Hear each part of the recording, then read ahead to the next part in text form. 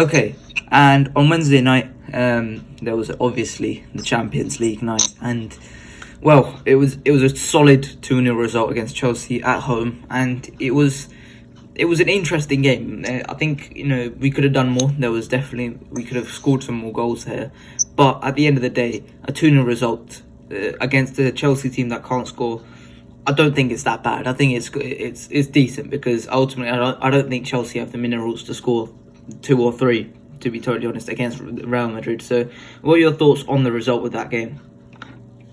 To be honest, normally in these games, even though teams isn't at their best, it's the Champions League. They come out to work hard. They come out to give 100%. So I think 2-0 is a good result in my opinion. Of course, if you look at it with the card that was sent off, they're down to 10 men. Maybe you're thinking, oh yeah, we could have maybe got a third one, which we should have. But we almost conceded as well. So I would say 2-0 is a good score for me. I think I would have taken that before the game. Yeah. Before the game, I mean, there was it was the standard lineup. To be totally honest, I think it was what most people expected to see, which was the Kroos Modric midfield. And I thought it was very risky in this game. I think against Kante, Enzo Fernandez, and Kovacic, it could have gone very, very badly for us. But I think at the end of the day, we got away with it lightly in this game, and I think Chelsea aren't a team that is going to take advantage of that. But you look at maybe Man City later on in the tournament. If we are playing that against Man City, we are going to get ripped apart. So, what are your thoughts on that midfield two in this game?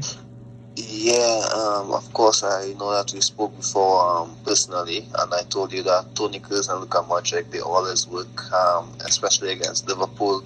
It's not really the best sample size when you're thinking of these two players because they did well against Liverpool. However, we did mention that against Chelsea, Manchester City, Barcelona, we can struggle. And of course, I think fans are a bit more relaxed with this midfield, especially after the win against Barcelona and Camp Nou. So I think it did give me a bit of confidence heading into this game. But of course, Barcelona are missing many players, of course, but I'm happy that we were able to win. And of course, if we play them against Manchester City, I really hope that the other guys, like Rodrigo, Valverde, all work hard, because we know they're going to start. AS published something before the game saying that both of these guys will never be dropped by Ancelotti in a technical decision. So they're going to start no matter what, unless they're injured. And if you look at it, Ancelotti will start them over Tchouaméni, who is our only natural defensive midfielder. So I think they're both going to start. They value too highly. They will start over Rodrigo, over any of these guys. So I think we just have to find the best team to go with them.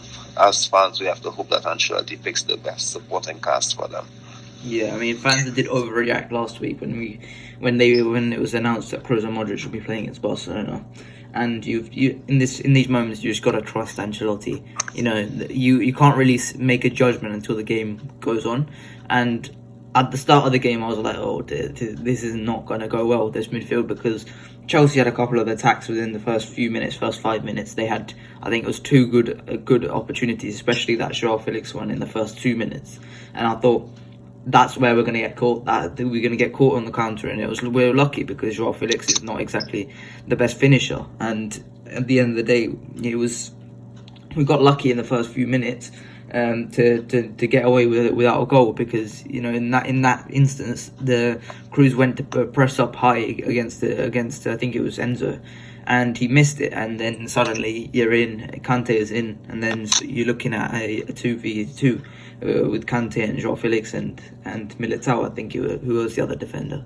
I can't remember who the other defender was, but you're looking at a 2v2, and that is not favourable for any defence in the world. And you're looking at that and you're saying, that's if in that case it was Kevin De Bruyne and Haaland attacking you would say maybe we're not going to do so well. So I think that's got to be further instance that it's either got to be Camavinga or Tchouaméni that has to start in the midfield. And I think we got lucky with it. but I think we can't risk it against Man City. We've got to play that kind of counter-attacking football because we are not a better footballing side than Manchester City. So we have to try and beat them in a different way, which is counter-attack. Which we are definitely a better counter-attacking players than Man City. So, what were your thoughts on the early counter-attacks for Chelsea? Yeah, I think, of course, it's something that we could have expected due to the team that he selected. Of course, Camavinga at left back. Of course, Mendy, Luka Modric and Toni Kroos in the middle. Of course, Rodrigo on the wing. You can expect that this team is going to be a bit higher up compared to last season. So, of course, it's something that was expected. We could have been punished, like you said, against maybe a better team. It's going to be a bit more difficult, but I think Carlo Ancelotti knew that that if it's a punch out against Chelsea, they're not going to give you many difficult punches. Of course, I think the gamble paid off in my opinion because Chelsea didn't have much, and there were some occasions when they had opportunity, to counter attack us or attack us in space, and they just couldn't. And I think Ancelotti knew that, and he trusted his goalkeeper. He trusted the speed of his defense to deal with it, and I think they did. But of course, it's not a game to play against Manchester City. Because I think of all the teams, if it's not a tactical battle and the game gets chaotic, I think it's teams like Manchester City and Bayern Munich are the only teams in the world that can deal with that against Madrid, in my opinion. So I think Chelsea couldn't because they lacked quality. Of course, they lack some speed, clinical finishing as well. Of course, there's Modric as well, but I don't think that he has settled enough yet. He didn't play Wednesday, so I think it was a bit difficult, to see. But I think, if I'm being honest, that we handled them well. Yeah, I mean, you mentioned Modric. I mean, he's the only Chelsea player that I see, and you look at it and you say, he could make us suffer in this game, but he obviously didn't play. Lampard probably hasn't spotted the Shakhtar Donetsk games where we've struggled with Modric. So, that's my opinion on that. And then move on to a player who us both we haven't given enough props to throughout the season, despite him making so many big saves in each and every game, and that's Thibaut Courtois. I mean, that save on Raheem Sterling, although Raheem Sterling did scuff that shot, you could see how much of a difference that made, because that goes in, Chelsea sit back and you look at a 1-1 result maybe, and suddenly you're saying, yeah, it's definitely disappointing. It's worse than disappointing. It's probably a very bad result for us as well. So Courtois made such a big save, and he does this every game. I just wanted to give my props to him. Yeah, of course, it's a good save. He went down low quickly enough. Of course, that's what the big money is spent for on big goalkeepers. To make those saves. Of course, I wouldn't say it's an easy save. It's a save that not all goalkeepers would make. If I'm being honest, some goalkeepers would let that in, and they will not be blamed for it because it was a good shot. It went down in the corner of the goal, and if it had scored, it would have been a good goal. But he didn't allow that. So sometimes you just have to give your kudos to the goalkeeper and say what a save, because not everyone would do it, and that's why he won the big matches. That's how we won the Champions League final. That's how we had a clean sheet in the Champions League final. I'm sure we would have still won if maybe a goal or two would have gone, and maybe we might have scored another one. But anyway, that's not the point. Sometimes, that's what the goalkeeper is there for, and you just have to, be happy, that we have one of the best in the world, in my opinion. So that's good. Yeah, Courtois has been magnificent so far this season. Let's talk about that first goal then. Dani Carvajal lifts the ball beautifully into Vinicius Junior, and Benzema makes that decoy run, drags Thiago Silva out of place, and then Vini kind of like just manages to throw Kepa off of it, and Kepa is only able to parry it to Benzema, and then Benzema obviously doesn't miss that.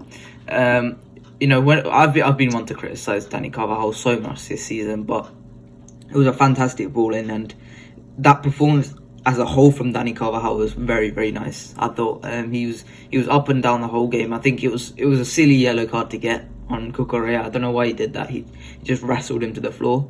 I don't understand why he's done that, but to be totally honest, he was pretty good in this game. I think up and down defensively he was solid, and then he put in that beautiful ball into Vinicius Junior that got us the first goal, that opened Chelsea up. And I think I've got to sort of give my props to him because I don't do it at all. I haven't done it at all this season, but you can see how much difference a bit of rest goes for Carvajal. So I think as much as Lucas Vazquez is a bit of a deficiency in these La Liga games, it doesn't really matter anymore. So I think you've got to rest Carvajal each and every weekend. If that is for Lucas Vazquez, if that is for Nacho, whoever plays right back, you've got to rest Carvajal each and every week because you can see how much difference it makes to his performances midweek. So what are your thoughts on Carvajal's performance? Yeah, I think he was quite solid as well, and of course not just us, but a lot of people have been talking about how important it is for him, just to get that opportunity, to not play, to rest in those matches. I think that will definitely help him in the Champions League, but I would have to give you 1 point. I think it's definitely going to hurt us in La Liga in the long term if we don't sign another fullback. Because, of course, everyone knows La Liga is an important competition, the most important trophy. Most coaches would say that. Zidane, Xavi even said it a bit, last week. But I think it's important because in the league, you need consistency. I think if you keep maybe resting the most important players because they're a bit old and they can't play, week in, week out in La Liga, I think it's difficult in my opinion. To win titles. Maybe you can win the Champions League again and you can win the Cup, but I think you won't win La Liga if you can't, play them consistently, and maybe let's just say they miss 5 games or they play 30 games out of the 38. I think that's good, but if they can't play at their best consistently, it's going to cost us in the league. And I think that's the only negative about it, so that's why we need to sign a fullback. I think we have enough midfielders, to go through the season. We have 2 important attackers and a good supporting cast. Maybe 1 more would do. But I think it's important that the defense, especially in those fullback situations, where we would need the extra help in La Liga, I think would do us good in my opinion. Yeah, we've been linked to quite a few right backs. I doubt that us signing a right back, and I doubt us buying Vinicius Tobias at this point as well. So I don't know what the future is for that right back position. Let's hope we sign a right back in the summer. We've been linked to Arnau Martinez of Girona, Juan Foyth of Villarreal, who's given Vini some trouble in the past, Ivan Fresneda, Jeremy Frimpong.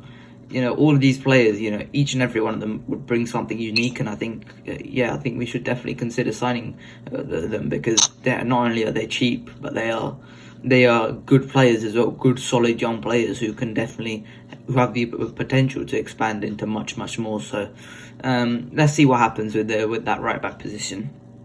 We move on to my man of the match, which was Vinicius Junior. I mean, my man of the match and UCL's man of the match in that game as well, because he was just giving Reece James and Wesley Fofana a torrid time in this game. He's going to be in their nightmares for a couple of days because he was absolutely fantastic, up and down. That stop start he does, it's just you can't do anything if you're Reece James, because as much as Reece James is quick, he that stop start speed is just. It's deadly. It's deadly because Vinicius, no one can catch up with Vinicius in that. And there's a certain way of defending Vinicius, but I think he's found that way, which is to drag the defender out and then beat him, and then drag Wesley Fofana out and then beat him. It was fantastic, and then he got the 2 assists. I mean, saying the first one's an assist, it probably isn't because it came off Kepa, but the second one as well, I think it was smart from him to give it to Asensio, And it was great performance by Vini. Gave him a torrid time, and I think it would have been nice if he had got some more goals. Stat padded a little bit here, to try and get him closer to that 40 goals and assist mark. But it was a fantastic performance by Vini, and it further strengthened his credentials. And if you looked on the other game of the night as well, Camavinga Quality did not have a good game without Victor Osimhen. So it further shows you how impactful Vinicius is on the big nights compared to other top left wingers in the world. So what were your thoughts on Vini's performance? Yeah, and I must admit, his performance was so good. I felt like he deserved a bit more, in my opinion. He had this incredible moments down the wing when he got it back for Camavinga. Then there's another one when he beat James and he got it back to Benzema, who lead off Modric, who shot over the bar just by a little bit. So I think there are so many chances that he had for his teammates. I just think maybe he deserved at least one more assist. But I think it shows that how important he is, how important Rodrigo is. On the other side, that allows them those spaces. I think we have to be happy with that. Ancelotti is finally starting Vinicius, Benzema, and Rodrigo, because all of them together. Not just us said it today, but a lot of pundits have been saying that those two on the wing are staying wide would constantly cause issues. Rodrigo got Chilwell sent off with the speed. I think he had no choice, but still something that he caused. It made the game a lot easier for us, to complete. And of course, Vinicius. Of course, for the entire 90 minutes. I think he has a bit of an overload for this weekend. I hope that it's nothing concerning. So he's not going to play on tomorrow, as per some of the reports. So that I hope that next week, So I hope that he can get 100% for the next Champions League game, which is in a few days, like 4 days, 5 days. Yeah, I want to ask you a quick question though about Rodrigo. His movement was great, link up was great, and he got Chilwell with that red card as well, which is so pivotal to this match. But in terms of his finishing, it was another poor performance from Rodrigo, and we've seen this over the last few months as well. The finishing from Rodrigo has been pretty poor. Is this a concern for you? I mean, it's been a really poor stretch for him in front of goal. Do you think this is something to be concerned about in the long term? In the long term, no. In the short term, a bit. In the short term, I think it's important that we get these goals, and in those key moments, especially there was a pullback opportunity for Vinicius that he didn't really complete as well. I think it's in the short term, yes, because if we move on to play Manchester City, we have to take those important moments. But in the long term, I think he's going to have it sorted out. We had a lot of concerns with Vinicius and his decision making.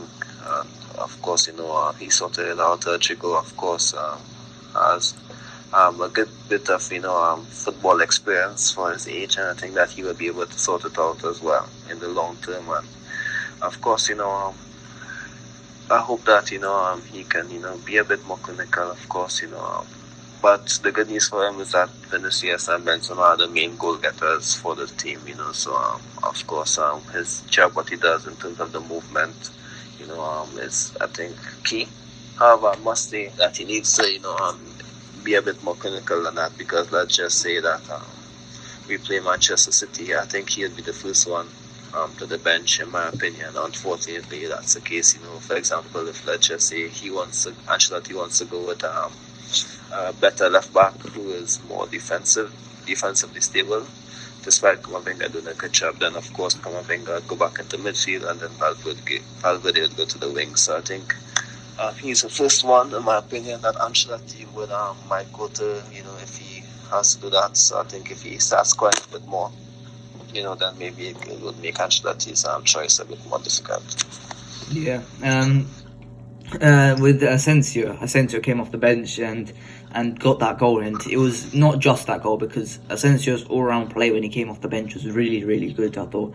And this has been a stretch over the last few games where Asensio has really impressed me in terms of his overall performance, because before we could just say, okay, the arguments for his contract were he gets goals and assists, which no other squad player in the world gets as many goals and assists that he does. But in terms of his all round play, he does ghost, and in these last few games, it's been something new in the fact that he really does get involved in the play now. He really does get involved in the play, and he's a pivotal part of the play.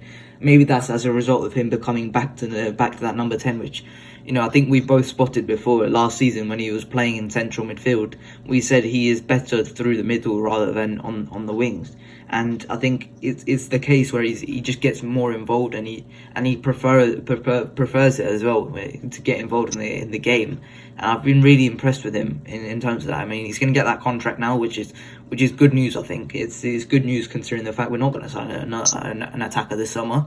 I don't think Madrid should get excited over an attacker because we're not going to sign one. So I think Asensio staying for a couple more years, I think it's definitely good. And then in terms of that goal, I mean, me and Jabari picked out the goal, the long shots as a key point where we could get some goals because Kepa does struggle, and I think Kepa should have done better on that goal. I am one to not criticise Kepa as much, but I think Kepa should have done better for that goal. I mean, it did go through his hands, and I think at the end of the day, it just showed Asensio's long shots. It made a difference, and I think to have that option off the bench is so big for us. So, what are your thoughts on Asensio's performance? Yeah, of course, I must admit that Asensio isn't really like the big game player for Madrid as of late. He missed out on the Chelsea matches last year, the first match against City last year. He came on late against City last year in the second leg. I think that it's difficult to start him in those matches. If you look at what Chigo and Valverde and all these guys have done, but as of late, he's showing how important he can be. He's showing how important and how impactful he can be, especially as a substitute. So I'm really happy that he is beginning to get a bit more consistent, even though it's off the bench, and even though it's difficult to say, hey, I would start him, in a key game against Manchester City at the Etihad, with our Champions League title on the line. I don't think yet I would start him, but of course, he is an important squad player. He's going to get you points, in La Liga. He's going to get you points in the Champions League. He's going to give you wins. He can get you a goal. And I think, the long shots would have been something, but they tried it a couple of times. But his efforts, I think, was straight at Kepa. I think Asensio's one was low, and he could have done better, Kepa, in my opinion. But of course, I still think he's a good goalkeeper, in my opinion. I'm sure you know that he's one of my favorite goalkeepers ever since I saw him at Bilbao, and we were interested in him. I've been following his career ever since, but it's not about Kepa today. But for Asensio, I think I'm happy that he can make an impact. And of course, that's why I think Sergio Arribas isn't playing as much, because of course you can't put Arribas over Asensio, in my opinion. Yes, Asensio has his difficulties, but he is a better player than him for now. And I think it's going to stay that way for a few more seasons. So it's difficult for the kid to get minutes, which is understandable. I think if I'm making a case, I'm going to say this point, before anything. I think we missed Alvaro Rodriguez. Weirdly enough, I'm going to tell you why, at least for the last 5 minutes in the game. Ancelotti said Chelsea defended well in the low block. Then last season, he said we struggle against low blocks because we don't have a tall number 9. And at least I think for the last 5 minutes, the last 3 minutes of the game, we could have had him on. He wasn't selected in the squad. We could have maybe have him on, trying to see if he can get something in the air. He's good in the air. He scored a header against Atletico Madrid. He won a lot of headers in the first leg against Barcelona at the Santiago Bernabeu in the Copa loss, when we lost 1-0. So I think he could have been a good option, in my opinion. But of course, it seems that he's back playing at Castilla for now, to get more consistent opportunities, I assume. But of course, for now, the depth is okay for now, just for now. But I do think that we need another 9. if Rodriguez isn't like counted on, maybe he might go out on loan. I don't know, but I think for now, Asensio coming on and having an impact behind the striker, or Rodrigo playing behind the striker just gives us something new, So that's something that we should be happy about and options for the future. Yeah, I mean, Arribas has been linked with Girona, I think, here, and I think that could be a very good move for him if he makes that spot his own, because that is a very good attacking side, Girona, and if you haven't watched them in La Liga, I think you should, because they're very entertaining. They score a lot of goals, but they concede a lot of goals, and I think that would be a good move for him for his career. He has to make that spot his own, and I think next season he can't be at Castilla next season, so he has to make a move. He has to make a decision, and someone has to make a decision on his career, because something has to happen this summer. And in terms of Alvaro Rodriguez, it looks like he's back to square one. He's back in Castilla, and he's scoring goals in Castilla. So let's hope he can fly out Castilla to promotion, because how important that would be is understated to have Castilla in the Segunda. Because I do think if they get into the Segunda, I think they could maintain that level. But the difficulty is to get out of that league, the Segunda B, and try and gain promotion from there. Because I think it's like you've obviously got the two conferences, and then you've got the two teams from each conference that goes up. I mean, it's a very difficult league to get promoted from, and it's certainly not something that is easy to get out of, because you can get stuck in there very easily, and there's a lot of teams that have been stuck in there. Look at Deportivo La Coruña. They're currently stuck in there and they can't get out. So let's hope that Alvaro Rodriguez can fire Castilla to promotion this season, because that would be huge for Castilla and Real Madrid. So let's talk about Fede Valverde now. Obviously, on the weekend we had the issues with Alex Baena. And there were doubts about his state coming into this game, but it was a fantastic performance by the guy, up and down as we can expect from him. But what I was really impressed with was the long passing. The long passing was fantastic. The amount of times he switched it, and he did it so accurately, you would have thought it was Toni Kroos, because it was so good from Fede Valverde up, and he was a complete thorn in their side. Before 2 years ago against Chelsea, we remember when Kante absolutely dominated our midfield, and I think Fede is our answer to that, because not only has he showed that ability to run constantly for the whole game, but he showed that technicality that he has as well in his locker, and that ability to hang with Luka Modric and Toni Kroos. So I was really happy with Fede Valverde's performance. What did you think of him?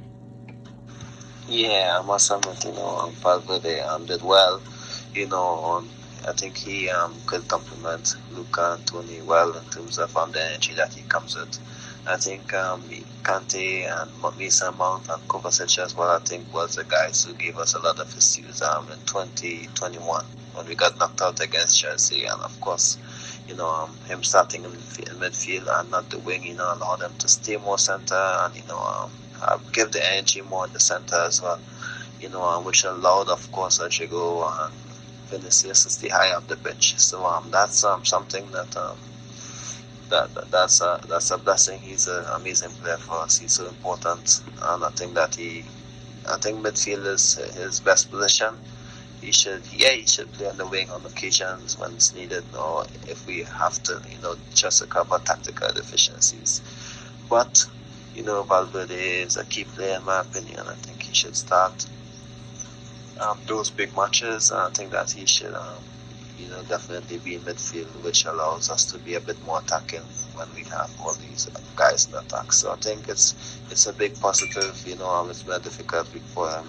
I'm not going to discuss those technical issues at the moment, but for now, he's playing and doesn't seem to be distracting him, and that's the important thing. Yeah, a lot of punches flying around right now in sports. They're not only in just football.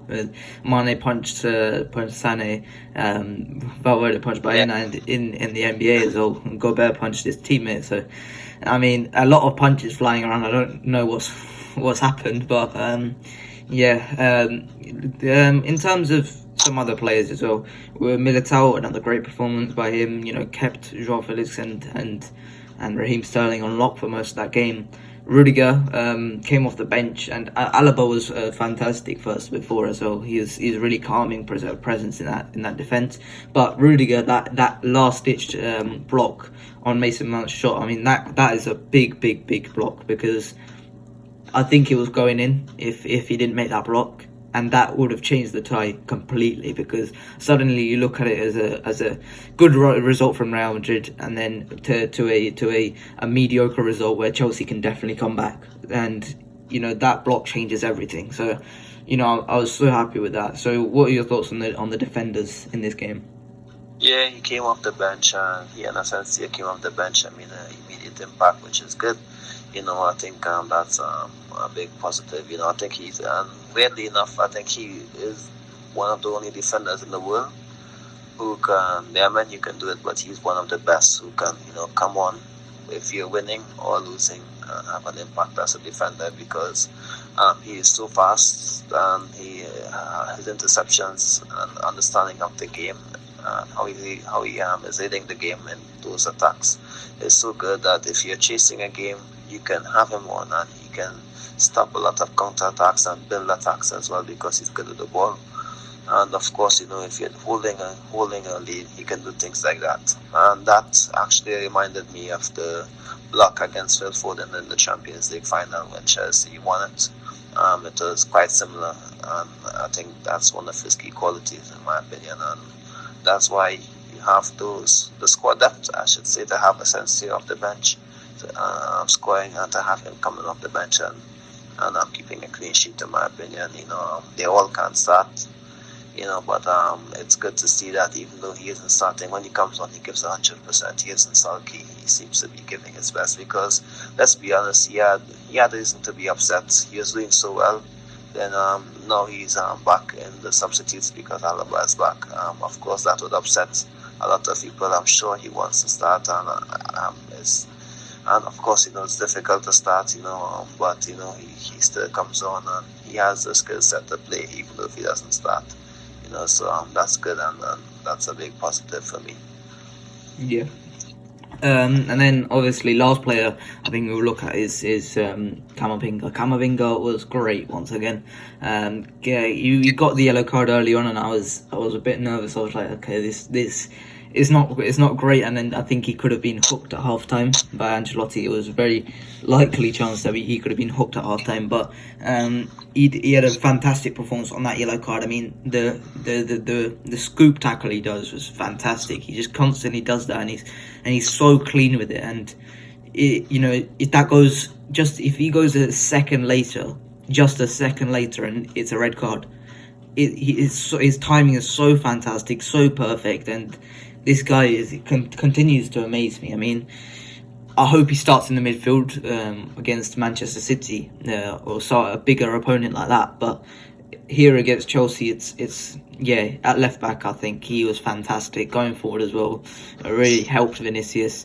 Gave Reece James something to think about. When he went forward, he thought, okay, Camavinga's there, he can help Vinicius Junior. Maybe I can't bomb forward as much.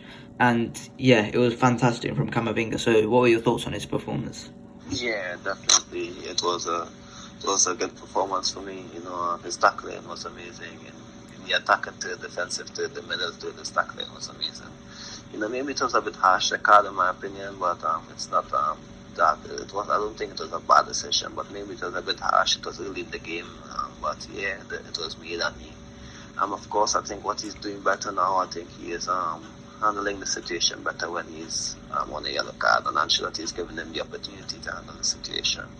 Because normally he'll be hooked at half time, and that wasn't doing him any favors, in my opinion. But now he is showing that he is important, and he can be important, and he can play when he has a yellow card, and that's a positive, that's a plus for him. He's developing, and of course, I think he's going to keep getting better. Of course, Casemiro could have played good well on yellow cards. There's so many guys who could have played well on yellow cards, and I think that he is doing well now. On the board, he is amazing. there were some moments where I saw, you can tell that he's not a fullback, but most of the times, you wouldn't even notice. For example, if I was in a coma, for 5 years on a coma after one of our Champions League games with Marcelo and Sergio or some of these guys, and I'm out of the coma, and I'm out for the specific game, and I'm seeing Camavinga as left back. I would think he's a left back. That's how smooth the transition has been. There were some iffy moments in the past few months, but I wouldn't think anything. I would think he's a left back. If this is my first game after 5 years and I haven't seen him play before, I would think, he's a good left back, But yeah, I think what his features in midfield, I think against City, maybe we might go with Alaba at left back and then have him back in midfield as well. Because we did try Rodrigo on the wing and in the CS against City last season with the Modric, Kroos and Fede midfield. And it didn't quite work out. We were a bit open, in my opinion, a lot of the time. So I think what might happen against City, unfortunately, like I said, Rodrigo might be the first one out of the lineup, not due to his performances, but due to the fact that we need to cover tactical deficiencies. So I think that he might be in midfield sooner than we think. And of course, there's a lot of the Liga games for him to have this time in midfield as well. Yeah, and there's still that second leg to look after as well, because it's not done for Chelsea, but I do think it's close. It's close. I think if we're giving Chelsea a chance here, I would say 95% Chelsea going through. So there is very small chance of Chelsea going through in this game. Second leg, they don't have Chilwell. They're starting left back. They might not have Koulibaly. And suddenly you look at that team and then you're saying it's looking a bit dodgy there, to be totally honest. And rightly so. Yeah, we're going to Stamford Bridge. We've enjoyed some success at Stamford Bridge last year with Benzema hat-trick. Let's see what happens there. Have you got anything else to add on this Chelsea game as a whole? No, I think we covered everything, but I must say I'm interested to see who plays against Cadiz. Because Vinicius, I don't think is going to play. You need to rest Carvajal, Modric, all these guys. Benzema as well. I don't think Benzema should play that game. So I think there's so many guys who just shouldn't play. So I'm really interested to see who Ancelotti plays. Even some of the guys who shouldn't play will play. So I would love to see who plays. It would have been a good opportunity. It will be a good opportunity to use some of the academy guys. Let's see if it happens. But this is a big game, a big opportunity, for a lot of guys, to start like Tchouaméni, Asensio. Let's see how that plays off. Yeah, I'm hoping for the trio of Sergio Arribas, Alvaro Rodriguez and Vinicius Tobias, but it's unlikely, isn't it? It's unlikely. That is it for today. I hope you guys enjoyed. Please like and subscribe, and I'll see you guys later. Bye bye.